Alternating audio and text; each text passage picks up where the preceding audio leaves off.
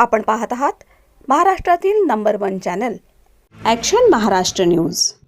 नमस्कार, action Maharashtra news चॅनलमध्ये आपलं सगळ्यांचं स्वागत आहे।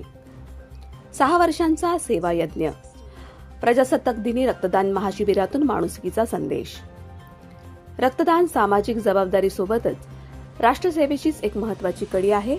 एका रक्तदात्यामुळे 3 गरजूंचे प्राण वाचू शकतात ही जाणीव ठेवून आम्ही सातत्याने हे महाशिबिर आयोजित करत आहोत आणि यंदाचं हे 6वं वर्ष आहे, अशी माहिती सुरेंद्र पठारे फाउंडेशनचे अध्यक्ष तसेच पुणे महापालिका नगरसेवक सुरेंद्र पठारे यांनी रक्तदान महाशिबिरादरम्यान दिली। प्रजासत्ताक दिनाचं औचित्य साधून सुरेंद्र पठारे फाउंडेशनच्या वतीनं खराडी येथील पठारे इंडोर स्टेडियममध्ये आयोजित रक्तदान महाशिबिर उत्साहात पार पडलं। या महाशिबिराला नागरिकांचा उत्स्फूर्त प्रतिसाद लाभला असून यंदा 3287 रक्तपिशव्यांचं संकलन करण्यात आलं।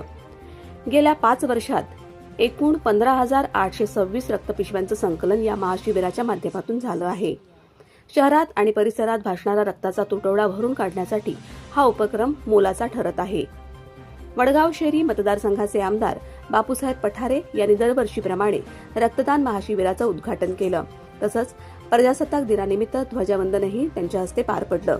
त्यांनी रक्तदात्यांचे विशेष कौतुक करत समाजाच्या आरोग्य व्यवस्थेसाठी अशा उपक्रमांची कायम गरज आहे असं मत व्यक्त केलं। महाशिबिरात विविध क्षेत्रातील मान्यवरांनी उपस्थिती लावली। मान्यवरांनी रक्तदात्यांच्या प्रोत्साहन देत सुरेंद्र पठारे फाउंडेशनच्या सामाजिक कार्याचं कौतुक केलं।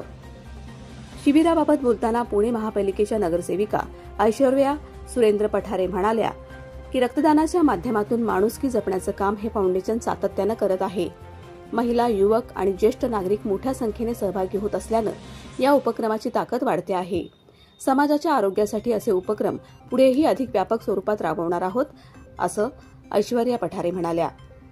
महाशिबिराच्या यशस्वी आयोजनासाठी डॉक्टर, आरोग्य कर्मचारी, स्वयंसेवक आणि फाउंडेशनच्या कार्यकर्त्यांनी विशेष परिश्रम घेतले। नागरिकांचा वाढता प्रतिसाद पाहून आगामी काळातही हा उपक्रम अधिक व्यापक करण्याचा संकल्प यावेळी फाउंडेशनच्या वतीने करण्यात आला। Action Maharashtra news, Pune.